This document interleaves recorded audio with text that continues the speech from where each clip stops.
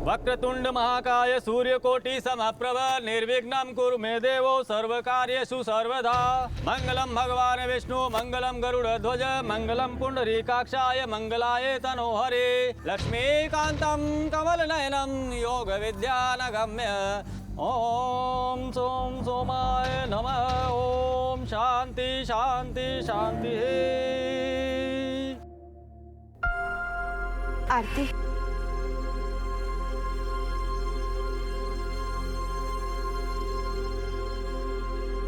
संभाल अपने आप को, वैसे भी दूर थोड़ी ना जा रही है।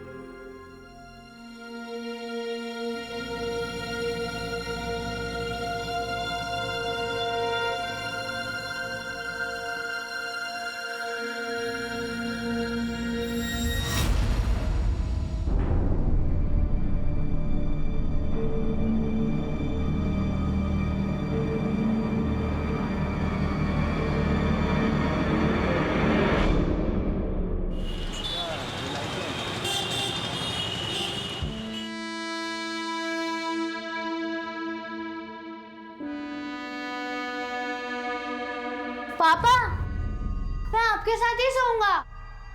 आज तुम दादी के पास सोओगे बेटा। नहीं, मैं आपके साथ ही सोऊंगा।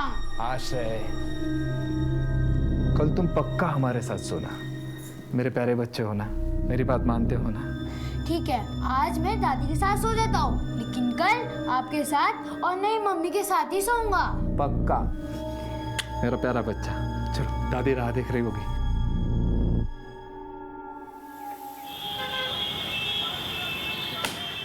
राजीव, तुमने इस बार भी अपना मंथली रिकवरी टारगेट पूरा नहीं किया है। अगर नहीं हो रहा हो तो बता दो मुझे, तुम्हारा रिप्लेसमेंट ढूंढना पड़ेगा। नहीं सर, मैं पूरी कोशिश करूंगा सर। आप तो जानते हैं सर मेरी हालत, इसीलिए मौका दे रहा हूं।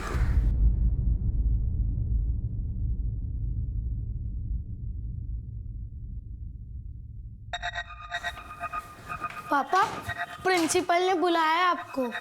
हाँ, मेरे पास भी फोन आया था लेकिन मैं उठा नहीं पाया। ऐसे किसने फोन किया था? स्कूल वालों ने 200 रुपए मंगवाए हैं साइंस प्रोजेक्ट के लिए। बेटा आज तो नहीं है, 1-2 दिन बाद तो चलेगा।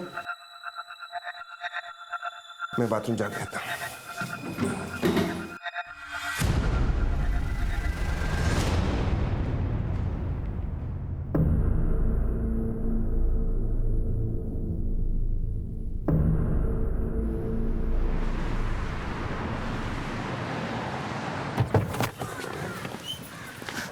नमस्ते नमस्ते नमस्ते।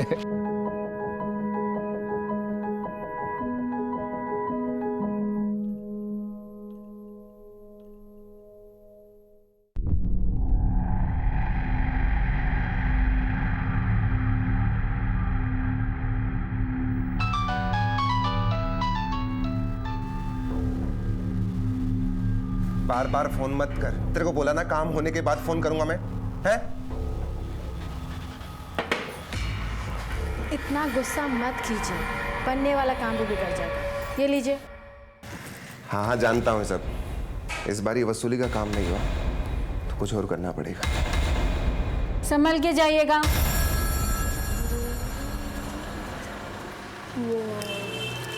चलो बेटा, मुझे काम से जाना है। मैं भी आऊंगा आपके साथ। बेटा मुझे कुछ अर्जेंट काम से जाना है। चलो मैं तो। भी आऊंगा बस। चल पीछे बैठ।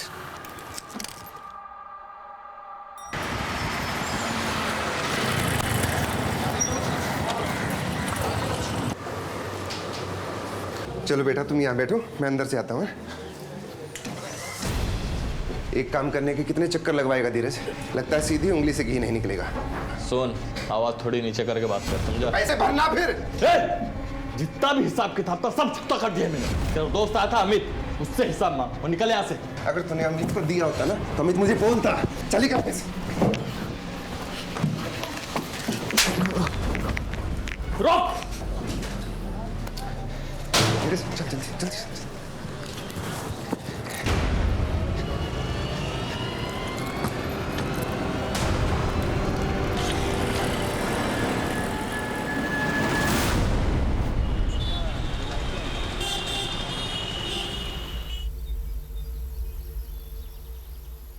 सर, ये रेखा जी कलराज सिंह के पति राजीव और बेटा राहुल गायब है। बैठिए। क्या काम करते हैं आपके पति? सर वो रिकवरी एजेंट है, वसूली पर निकले थे। कहाँ गए थे वसूली के? सर वो तो नहीं पता, पर अपने पार्टनर अमित से मिलने वाले थे, वहाँ पर भी नहीं पहुँचे। और ये उनके ऑफिस का नंबर है, कह के गए थे कि यहाँ जाने वाले, पर यहाँ पर भी नहीं पहुँचे। अपने बेटे को साथ में लेके निकले थे वसूली के लिए? सर वो तो अक्सर राहुल को साथ लेके जाते हैं। किसी से दुश्मनी वगैरह? सर इनका काम ही ऐसा है, आड़े टेढ़े लोगों से पाला पड़ता ही रहता है। आप चिंता मत कीजिए, हम पता करने की कोशिश करते हैं, ठीक है? और अगर आपको भी कुछ पता चले तो प्लीज हमें बताइए। इन्हें बाहर लेके जाइए। सर एक रिकवरी एजेंट वसूली के लिए अपने बेटे को साथ में लेके क्यों जाएगा? ये बात मैं भी सोच रहा हूँ। खैर, ऑफिस में पता करो और उसके दोस्त से पूछताछ करो, जरूर कुछ ना कुछ पता चलेगा। सर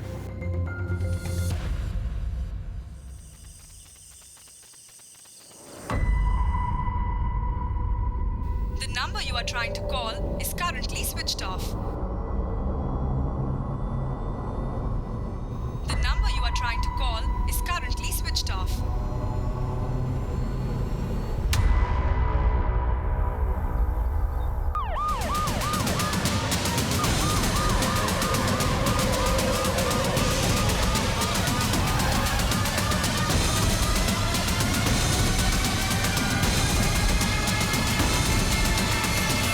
देखिए साहब, हम इस तरफ से जा रहे थे, देखा तो लाश पड़ी हुई थी यहाँ पे। ये तो राजीव है, कल ही इसकी वाइफ उसके और उसके बच्चे की मिसिंग कंप्लेंट लिखवा के गई थी। सर पर चोट का निशान है, लगता है मौत इसी चोट की वजह से हुई है। वैसे बॉडी को देख के लगता है कि मरने से पहले इसने काफी स्ट्रगल किया होगा। वसूली के लिए निकला था और यहाँ आकर मारा गया। इसके साथ इसका बेटा भी था। तुमने किसी बच्चे को देखा? नहीं साहब। सर राजीव के ऑफिस से पता चला है कि आखिरी बार वो वसूली के लिए किसी वर्मा नाम के बिजनेसमैन के पास गया था, और वर्मा के ऑफिस से पता चला कि वो भी अब गायब है और उसका फोन भी स्विच ऑफ है। कहीं ऐसा तो नहीं कि मर्डर उसी से लिंक्ड हो? गणेश नगर इस जगह से काफी दूर है। इसके साथ इसका बच्चा भी था। कहीं से मार के इसके बच्चे को तो नहीं उठा के ले गए, या फिर उसके बच्चे को भी यहाँ पर मार कर रख दिया। आसपास का एरिया चेक करो और लोगों से पूछताछ करो। Yes sir. इसके कॉल डिटेल्स निकलवाओ, देखो आखिरी बार किससे बातचीत हुई इसकी। सर ये वसूली वालों के आए दिन लोगों से पंगे होते रहते हैं। मर्डर वसूली के लिए हुआ है कुछ और, ये पता लगाना होगा। इसके क्लाइंट का क्या नाम था? वर्मा सर। उसका मोबाइल ट्रैकिंग पे डालो और उसके ऑफिस और घर पे नजर रखो। इसकी पत्नी और इसके दोस्त अमित को इन्फॉर्म करो। Right sir.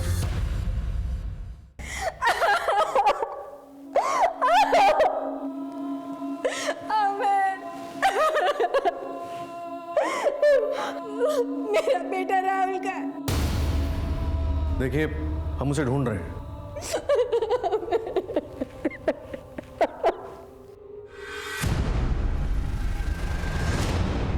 सर रेखा की हालत मुझसे देखी नहीं जा रही है, प्लीज कुछ कीजिए सर।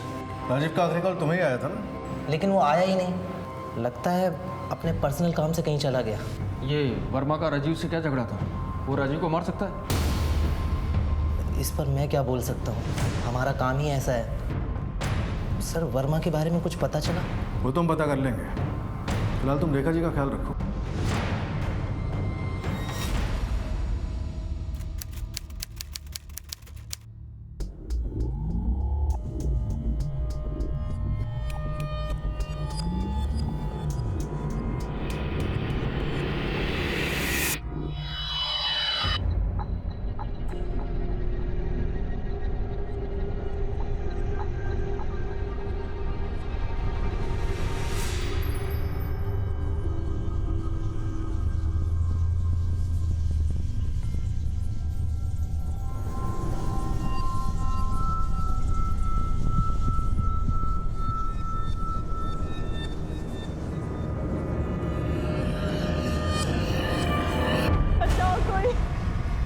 बचाओ मुझे, बचाओ मुझे, जला दे वो मुझे मार देगा।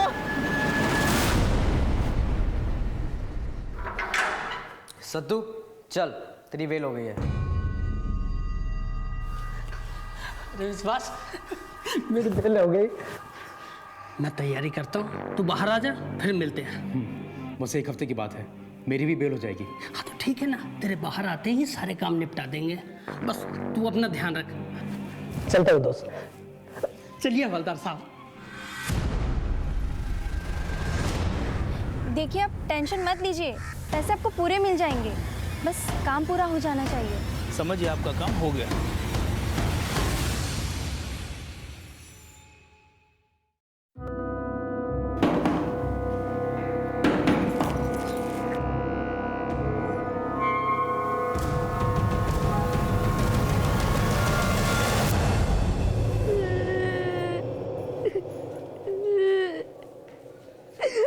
क्या हुआ?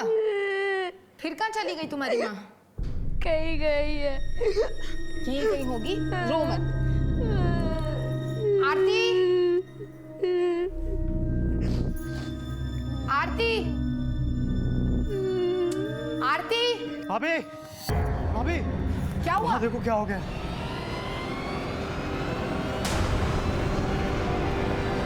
वो देखो।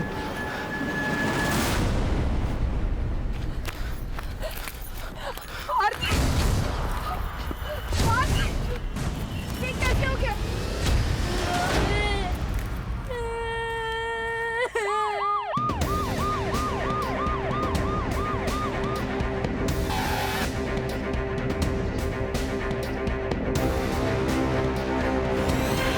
सर लगता है कोयते जैसे किसी धारदार हथियार से मार किया गया। आप कौन? मेरी ननद नहीं, मैं घर पर ही थी, कुछ काम से अपने कमरे में गई थी तो उस तरफ है हमारा घर। किसी ने कुछ देखा? साहब हम लोग खेत की तरफ जा रहे थे, तब देखा लाश यहाँ पड़ी हुई थी। आते जाते किसी को देखा था? नहीं साहब। और आप? मैं आरती का भाई रजत।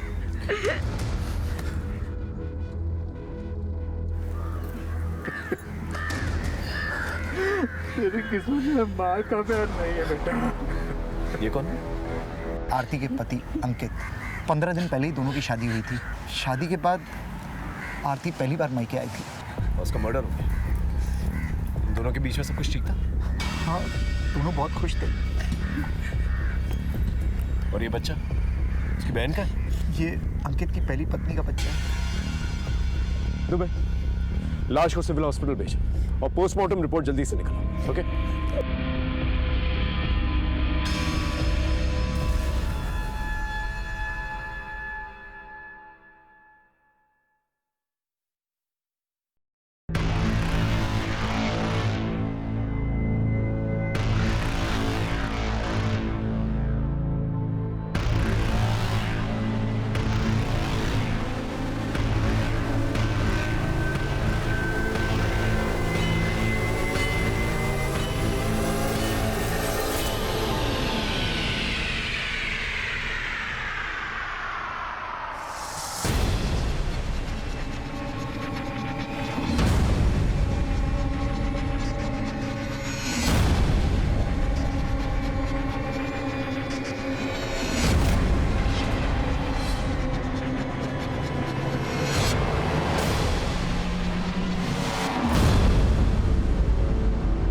आपकी पत्नी को इतनी बेरहमी से मारा गया, आपको किसी पे शक है? नहीं सर, सब कुछ तो ठीक चल रहा था। अभी 2 दिनों पहले ही मायके आई थी, फिर ये वारदात हो गई सर। देखिए आपका पर्सनल मामला, लेकिन हमारा जानना बहुत जरूरी है। आपका 10 साल का बच्चा है। आपकी ये शादी आरती के साथ उसकी मर्जी से हुई थी? जी हाँ सर, आरती की फैमिली से थोड़ी जान पहचान थी, उनके यहाँ से रिश्ता आया तो मैंने भी स्वीकार कर लिया। अब सर मुझे बीवी की ज़रूरत थी और मेरे बच्चे को माँ की। ठीक है, आप जान सकते हैं। जैसे हमें कुछ पता चलेगा हम आपको बताएंगे। दुबे, इसकी शादी की कहानी तो बहुत इंटरेस्टिंग है। पता करो ये सच बोल रहा है कि नहीं, क्योंकि महज 15 दिनों की शादी के बाद लड़की की मौत हो जाती है। ये बात जरूर कुछ कह रही है। सर राजीव के सर पे चोट तो पत्थर से लगी है, लेकिन उसकी मौत स्ट्रैंगुलेशन की वजह से हुई है।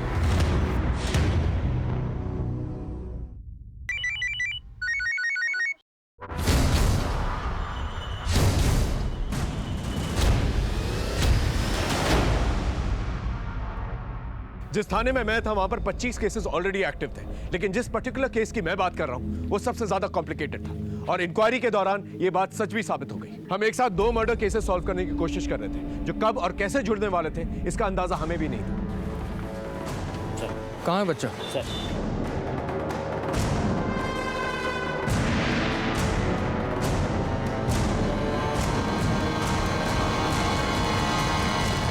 राहुल कहाँ था तू इतने दिन? तुझे कुछ हुआ तो नहीं? राहुल तुम्हारे पापा अब इस दुनिया में नहीं रहे।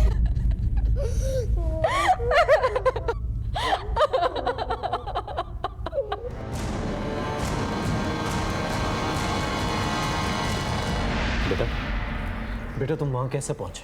पापा ने मुझे एक शॉप पे छोड़ के चले गए। अब सुनो, तुम यहाँ आधे घंटे बैठो, मैं भी आता हूँ, और भूख लगे तो कुछ खाना खा लेना, ठीक है? कहीं जाना मत। मैं उनका वेट करता रहा, पापा नहीं आए तो मैं उन्हें ढूंढने के लिए चला गया और ढूंढते ढूंढते वहाँ पहुँच गया। पापा किसी के साथ थे? अकेले थे। कुछ बताया किससे मिलने जा रहे थे? नहीं सर। अच्छा बेटा, इससे पहले तुम वहाँ पहुँचे, क्या हुआ था? क्या तुम वर्मा अंकल के ऑफिस में गए थे? जी सर, वहाँ पापा का वर्मा अंकल के साथ झगड़ा हो गया था। अगर तुमने अमित को दिया होता ना तो अमित मुझे बोलता। चली कर पैसे।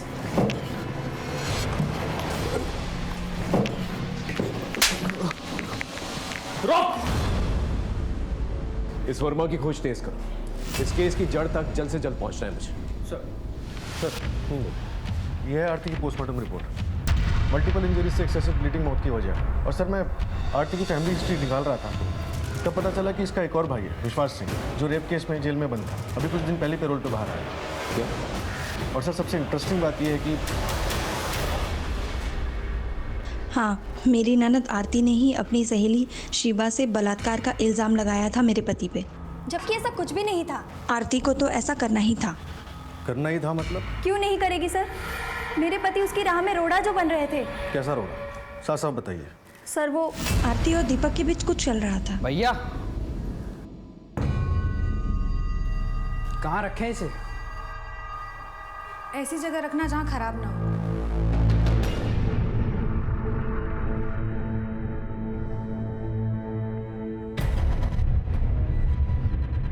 छोड़ो, भैया आ जाएंगे। अरे कहाँ भैया है? दीपक! तेरी तो कौड़ी की औकात नहीं, हमारे घर की इज्जत और हाथ डालता है। आंखें निकालूंगा मैं तेरी। चल चल निकल यहाँ से। क्या हुआ? और दोबारा दिखाई मत पड़ना। और तू?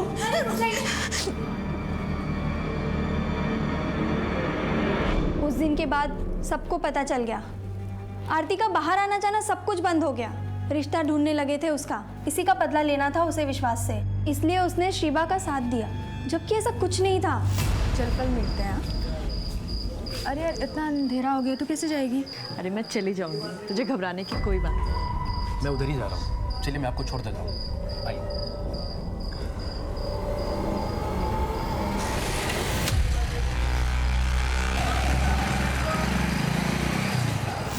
आपके पति फिलहाल जेल से बाहर है, पैरोल पे। आरती के मर्डर से ठीक 2 दिन पहले। कहीं ऐसा तो नहीं कि उन्होंने आरती से? सर मुझे नहीं पता कि कब वो जेल से बाहर निकले, और मरा हुआ आदमी क्या किसी को मारेगा सर? सब कुछ तो चला गया, घर बार बिजनेस। 10,000 मिलते हैं रजत भैया से। मैं भी उनको बाहर निकालने के लिए वकील से मिल रही थी। देखिए आप टेंशन मत लीजिए, पैसे आपको पूरे मिल जाएंगे, बस काम पूरा हो जाना चाहिए। ये दीपक कौन है? मुझे नहीं पता, ये नौकर वॉकर रखने का काम तो रजत जी और विश्वास करते थे।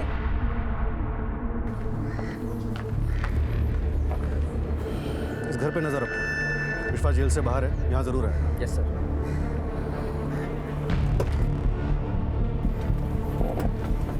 रजत के घर की तरफ ले।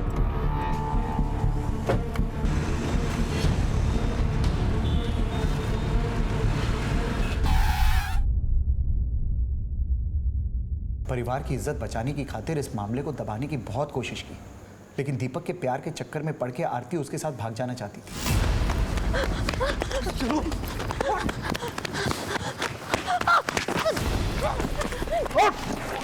घर की इज्जत मिट्टी में मिलाएगी तू?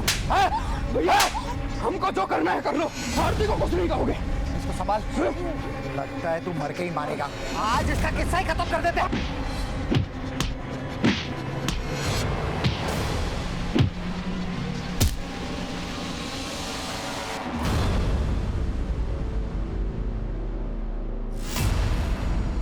मामला इतना बढ़ गया था कि पंचायत तक पहुंच गया।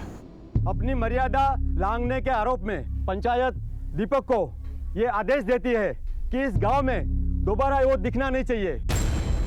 अगर वो पंचायत के फैसले के विरुद्ध गया तो अपनी जान गंवा बैठेगा। माफी मांग और चला जाए यहाँ से। माफ कर दो सरपंच जी। सर हमारी बहुत बेइज्जती हो गई थी। गांव में कोई आरती से शादी करने को तैयार नहीं था, इसलिए अंकित से उसकी शादी तय कर दी। हमने उसे बहुत समझाया और फिर बाद में वो खुद ही मान गई। भैया हमें माफ़ कर दीजिए, हमें आपका फैसला मंजूर है। आपने अपने छोटे भाई विश्वास के बारे में नहीं बताया। इसमें बताना क्या है? विश्वास जेल में है और उसका इस सब मामले से कुछ लेना देना नहीं है। विश्वास फिलहाल जेल से बाहर है, पर वो आप लोगों से मिलने नहीं आया। और जिसके साथ वो जेल में था, सत्तू, उसकी रिहाई आरती के मर्डर के कुछ दिन पहले ही हुई थी। सत्तू पर 4 मर्डर के आरोप है। लेकिन विश्वास ऐसा क्यों करेगा? क्योंकि आरती की सहेली शिवा ने विश्वास के ऊपर रेप का आरोप लगाया था और आरती ने खुद इस बात की गवाही दी। इसके बिना पे विश्वास को जेल में। मैं ये बात कभी भी नहीं मान सकता कि विश्वास अपनी बहन का कत्ल कर सकता है या करवा सकता है। दीपक इस वक्त कहाँ है? दीपक का तो पता नहीं, लेकिन उसके बाप का पता मालूम है।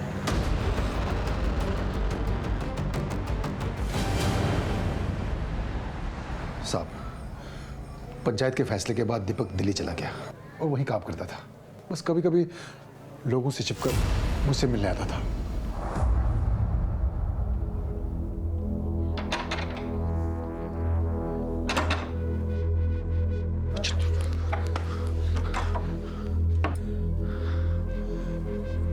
बेटा, तू इस तरह जान जोखिम में डाल के मत आया कर। किसी को पता चल गया ना, अनर्थ हो जाएगा, अनर्थ। और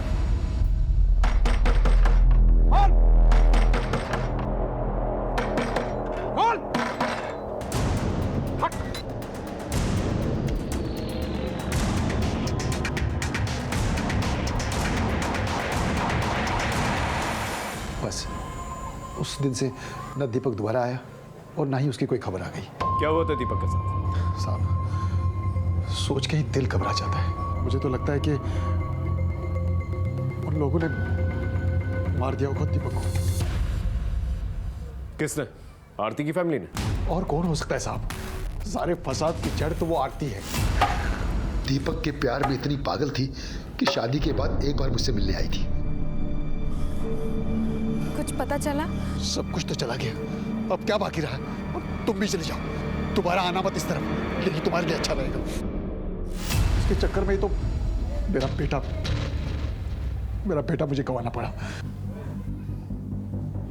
ठीक है, आप मिसिंग कंप्लेंट दर्ज कराइए, बाकी हम देखते हैं। ठीक है साहब।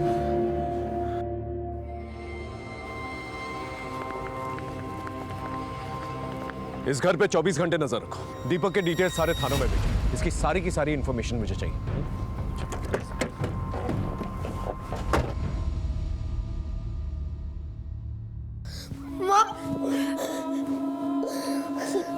माँ मैं बहुत बुरा हूँ माँ।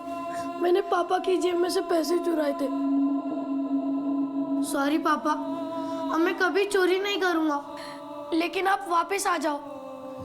मुझे पैसे नहीं चाहिए, मुझे पापा चाहिए। पापा प्लीज।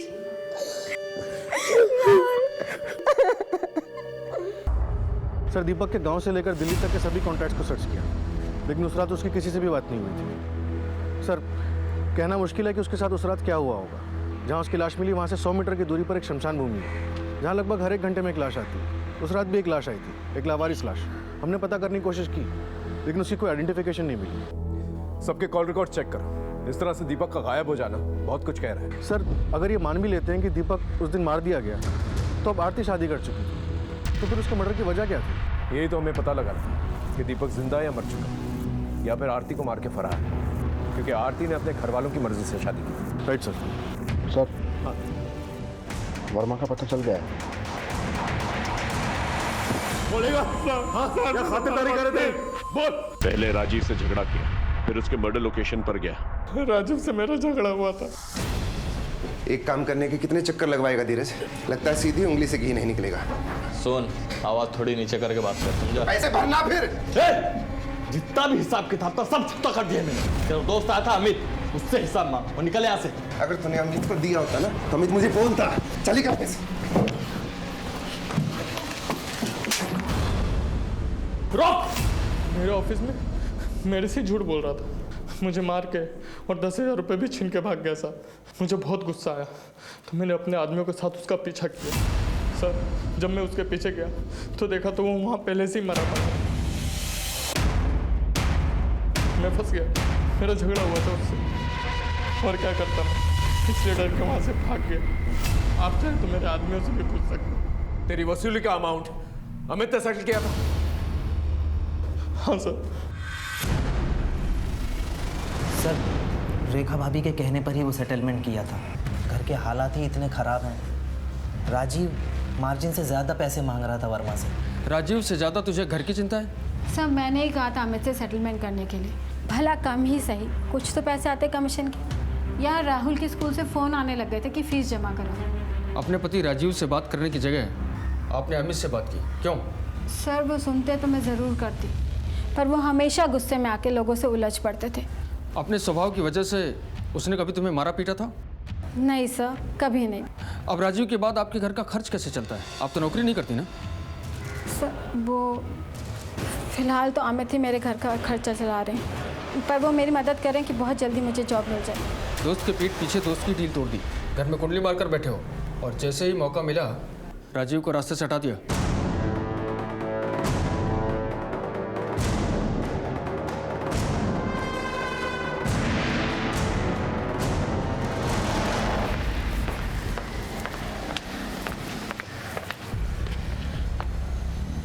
लगता है बच्चा कुछ न कुछ जानता है। एक बार इससे सीक्रेटली मिलना पड़ेगा।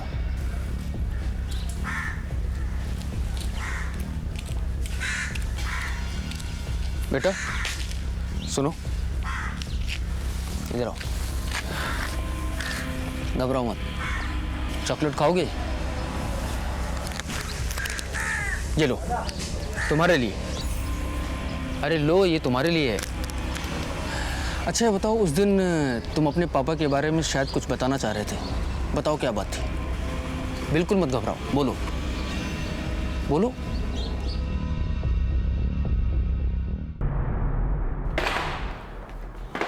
देख, सच में हमारे पास टाइम नहीं है।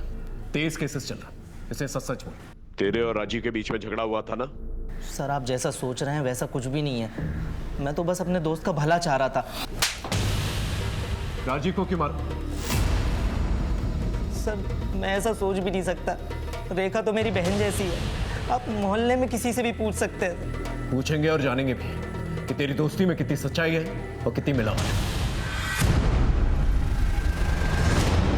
केस में रोज नए नए राज खुल रहे थे, लेकिन हाथ में कुछ भी नहीं आ रहा था। एक तरफ आरती का मर्डर केस था तो दूसरी तरफ राजीव का। हमने कई बार ऐसे पैरेलल केसेस सॉल्व किए। कभी कभी तो हमने 5-6 इन्वेस्टिगेशंस एक साथ किए, लेकिन इन दोनों केसेस में हमारी एनर्जी बहुत ज्यादा जा रही थी और कोई भी क्लू नहीं मिल पा रहा था। लेकिन कहते हैं ना, जब अंधेरा बहुत गहरा होता है तो सुबह होने को है।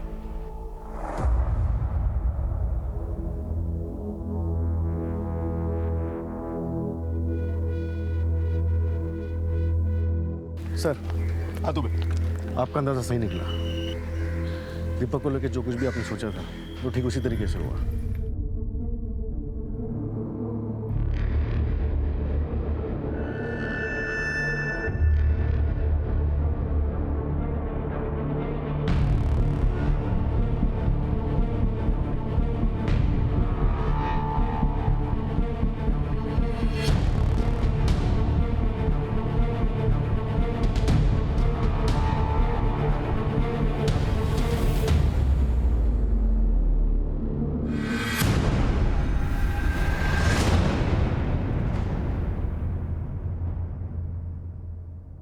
तू तो कह रहा था तेरा बेटा मर चुका है। कौन है ये? इसका भूत? साहब डर गए थे साहब।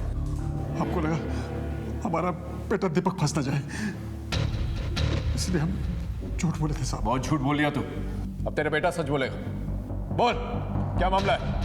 सब वो लोग तो हमें उस दिन मार ही डालते, लेकिन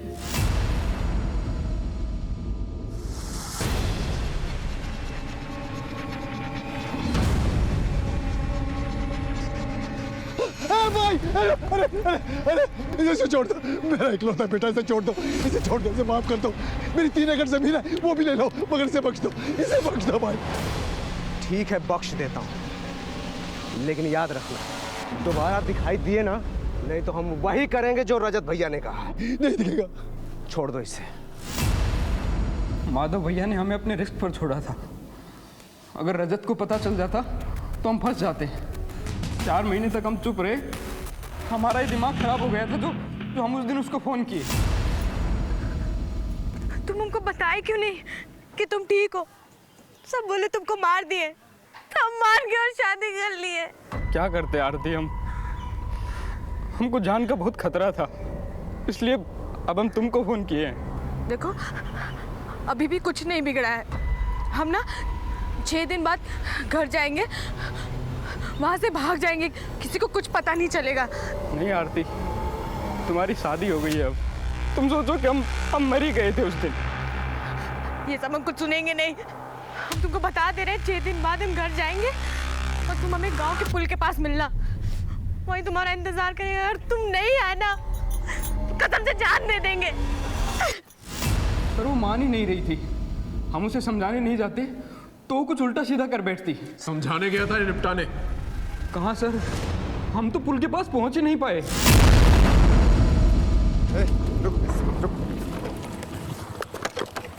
क्या सर? अभी कौन हो भाई? किया क्या है मैंने?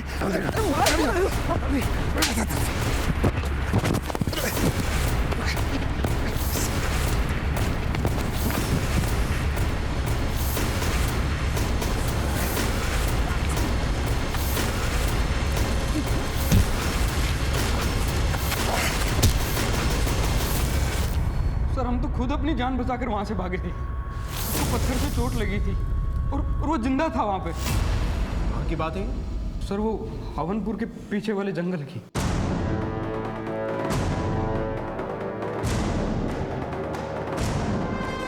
क्या ये वही आदमी? हाँ साहब, ये वही था ये।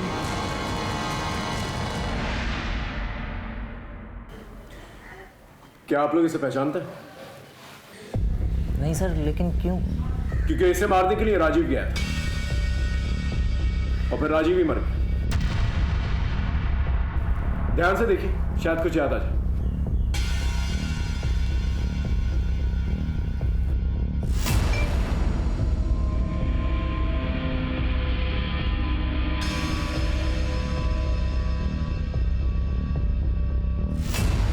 हाँ सर, अब याद आया। इस आदमी की फोटो तो मैंने राजीव के मोबाइल पर देखी थी कुछ दिन पहले।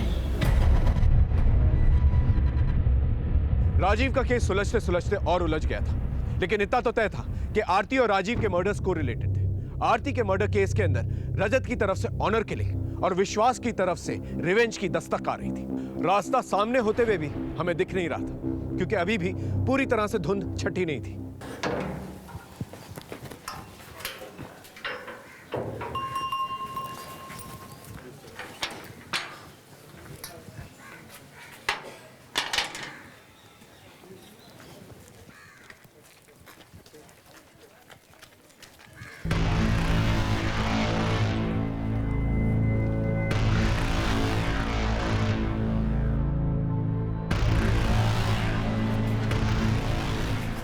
विशाल!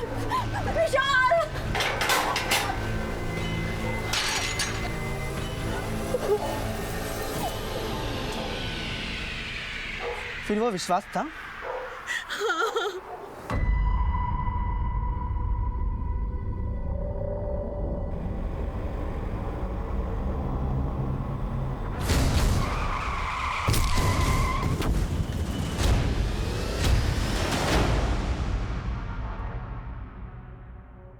सर राजीव के फोन में ये नंबर मिला है। शायद इसी नंबर से दीपक का फोटो भेजा गया होगा, जो किसी फेक आईडी पे रजिस्टर्ड है। केरला का एड्रेस है। जिस बात का मुझे शक था वही। दीपक को ये नंबर दिखा, पता करो ये किसका नंबर है। हम रिवर्स ऑर्डर में ट्रैक करेंगे। Okay sir. सर एक बात और, साहिलाबाद से खबर आई है कि विश्वास ने शिवा पे हमला किया है। क्या? साहिलाबाद पुलिस स्टेशन को अलर्ट करो, बस विश्वास को पकड़ो। इससे पहले अपनी बहन को मारा, अब अपने दुश्मनों के पीछे बढ़ा। इससे पहले कुछ और करे, धर लो उसे। सर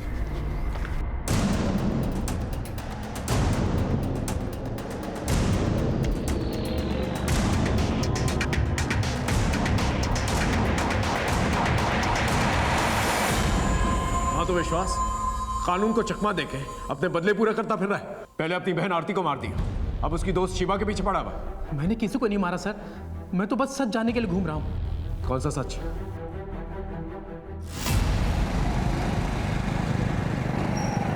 सीधे घर ही चलेंगे क्या?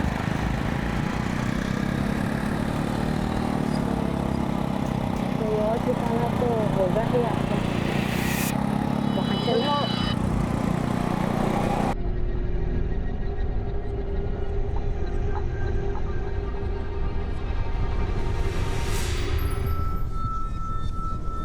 हम बहक गए थे सर, लेकिन शिवा ने सब कुछ प्लानिंग के साथ किया ताकि वो मुझे फंसा सके। वो भला तुझे क्यों फंसाना चाहेगी? सर ये पूरा खेल मेरे बड़े भाई रजत का खेला हुआ है। मैं कारोबार संभाल रहा था और उसने मुझे झूठे इल्जाम में फंसाकर अंदर करवा दिया। वो बाहर लाखों कमा रहा है और मेरे बीवी बच्चों को क्या मिल रहा है? बस 10,000 रुपए की भीख। तुम इतने यकीन से कैसे कह सकते हो? सर इससे बड़ा सबूत क्या होगा कि वो मुझसे मिलने के लिए जेल भी नहीं आया, न ही मेरी बेल करवाई। आरती को उसी ने मरवाया है सर। हम पर जानलेवा हमला भी इसी बात का सबूत है।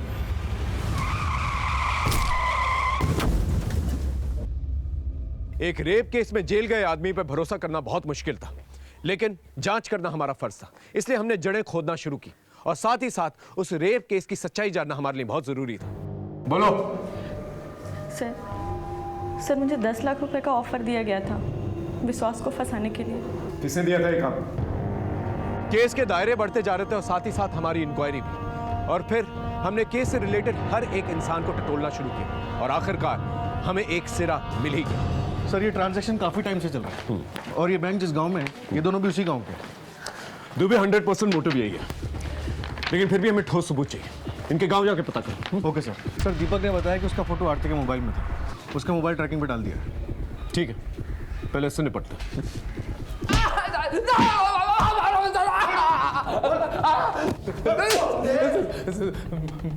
बताता हूँ सब बताता हूँ, सब मारे साहब। ये सच है कि वो अकाउंट मेरा है, हम एक ही गांव के रहने वाले हैं साहब, तो उसने हमारी मदद कर दी थी। इसमें बुराई क्या है साहब? बुराई अकाउंट में पैसे मंगवाने में भी है और राजीव की मर्डर लोकेशन में जाने में भी। मैंने कहा था साहब, ये ऐसे नहीं बोलेगा। अच्छे से कूटो ऐसे, फिर बुला रहा हूँ। हमें तेरे कॉल रिकॉर्ड से पता चला है कि तू राजीव के मर्डर लोकेशन पर गया था। साहब ये मैं आरती से सच में प्यार करने लगा था। मेरा बच्चा आश्रय उसे अपनी सगी माँ मानने लगा था साहब। मैं किसी भी हालत में उसको खोना नहीं चाहता था, लेकिन वो दीपक फिर से उसकी जिंदगी में आ गया था। तुम उनको बताए क्यों नहीं कि तुम ठीक हो?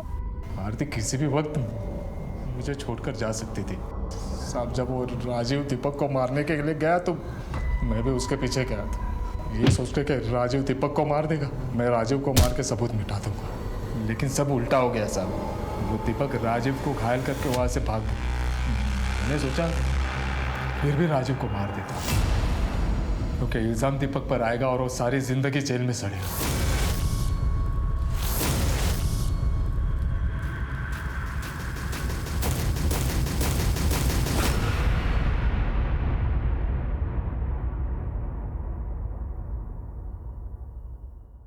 राजीव को सुपारी दी मारने के लिए और फिर उसे ही मार दिया। आरती को भी तू नहीं मारा ना? आरती की हत्या से मेरा कोई लेना देना नहीं। हाँ, मैं मानता हूँ कि राजीव की जान मैंने ली थी, लेकिन सुपारी मैंने नहीं दी थी साहब। तूने नहीं दी तो फिर किसने दी?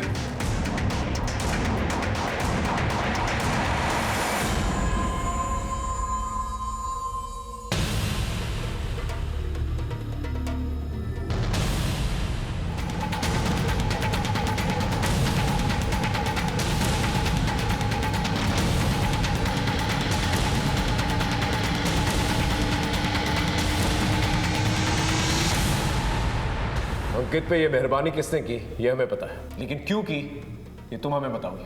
किसी की मदद करना जुर्म है क्या? मैं तो भूल ही गया था। हम एक आम इंसान से नहीं बल्कि एक शातिर मुजरिम से बात कर रहे हैं। लेके आओ उसे। कुछ याद आया या इसी की तरह अच्छी तरह से खातिरदारी करें आपकी? इसने जो भी बोला होगा झूठ बोला होगा। इनफैक्ट एक दूसरा इंसान भी है जिसने सच की परतें और खोली, उसे भी ले गया। बताओ इन्हें जो कुछ भी हमें बताया। शादी करके अपना घर बसाना चाहती हो ना, लेकिन घर बसाने के लिए अच्छे खासे पैसे लगते हैं, ये तो तुम जानती होगी। बस मैं जैसा बोलूं तुम बिल्कुल वैसा ही करो, बाकी सब मैं संभाल लूंगी। और ये रही वो फोटो जो तुमने आरती के मोबाइल से चुरा कर किसी फर्जी नंबर से राजीव को सेंड की थी। अब सच बताओगी या अच्छे तरह से दावत करें तुम्हारी? अंकित और मैं एक दूसरे से प्यार करते थे, लेकिन हमारी शादी नहीं हो पाई। 10 साल तक हम एक दूसरे से नहीं मिले। 2 साल पहले अंकित की पत्नी की मौत के बाद हमारी मुलाकात हुई। रजत को अगर सब कुछ पता चल जाता तो हाथ से सब कुछ निकल जाता, सारी प्रॉपर्टी, सारा बिजनेस, सब कुछ, जो छोटा होने के बावजूद भी विश्वास के हाथ में था। इसलिए मैंने शीबा के जरिए पहले विश्वास को ठिकाने लगाया।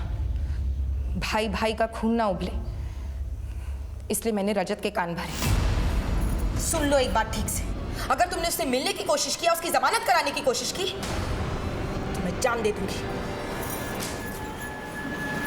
विश्वास के बाद आरती को ठिकाने लगाना बाकी था। आरती दीपक से प्यार कर बैठी थी।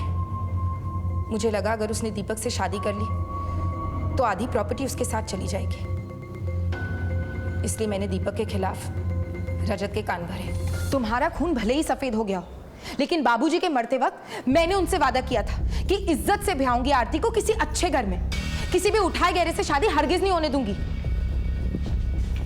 फिर मैंने आरती की शादी अंकित के साथ तय कर दी, ताकि मैं जिंदगी भर अंकित के साथ रह सकूं। सब कुछ तो तुम्हारे प्लान के मुताबिक चल रहा था, तो मर्डर क्यों किया? विश्वास जेल में था और आरती की शादी अंकित से हो चुकी थी, लेकिन जिसे मैं मरा मान चुकी थी वो दीपक बुझा नहीं था। आरती पढ़ी लिखी लड़की थी। मुझे लगा अगर उसने भागकर दीपक से शादी कर ली तो कानून की मदद से वो प्रॉपर्टी भी ले लेगी और अंकित से डिवोर्स भी। इसलिए मैंने राजीव को सुपारी दी दीपक को मारने के लिए। राजीव मुझे काम की तलाश में मिला था। आरती को कैसे मारा? दीपक का खतरा टला नहीं था और अंकित भी आरती की तरफ झुक गया था, उससे प्यार करने लगा था। तो मैंने आरती को ही मारने का प्लान बना लिया। मुझे समझ आ गया था कि जो करना है मुझे ही करना है, और आरती की बगावत ने मुझे रास्ता दिखाया। कहाँ से आ रही हो? तुमसे मतलब? पता लोग क्या क्या कहते तुम्हारी बच्चा लेने के बारे में? बुआ हूं मैं तेरी, ऐसे बात करेगा? आरती के लिए रोहन की नफरत को मैंने भांप लिया। अगर तेरी बुआ घर से भाग गई ना तो शर्म के कारण हमारा घर से निकलना मुश्किल हो जाएगा। अब एक ही रास्ता है, तेरी बुआ को मारना होगा। मेरा आइडिया काम कर गया। मैंने सोचा कि कोई रोहन पर शक नहीं करेगा, और अगर रोहन पकड़ा भी गया तो नाबालिग होने के कारण 2-3 साल में छूट जाएगा। अपने बच्चे के फ्यूचर को हमेशा के लिए बर्बाद करके रख दिया और सारी जिंदगी जेल में सो। अपना रौब, अपना दबदबा और अपनी मन की इच्छा ने सीमा से कई अपराध करवा दिए। आरती से अंकित की बेमेल शादी, ये एक दस्तक थी जो रजत ने नहीं पहचानी। अगर अंकित की थोड़ी सी भी इंक्वायरी कर ली जाती तो शायद मामला कुछ और होता। उसी तरह से विश्वास पे लगाया गया झूठा रेप केस, ये भी एक दस्तक थी।